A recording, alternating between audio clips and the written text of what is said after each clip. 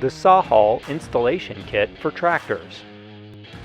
Gather the necessary tools, SawHaul bracket, flat bar adapter plate, and hardware bag.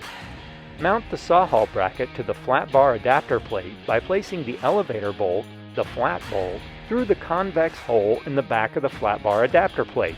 Attach a lock nut through the smaller 1/2 inch diameter holes in the back of the SawHaul and tighten using a socket.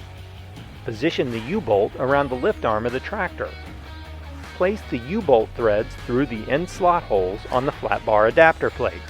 Tighten the 3/4 inch lock nuts onto the threads of the U-bolt using the socket or a wrench. We recommend using a scabbard. Place it in there first, then place the saw into the scabbard itself. Protect your investment with SawHaul.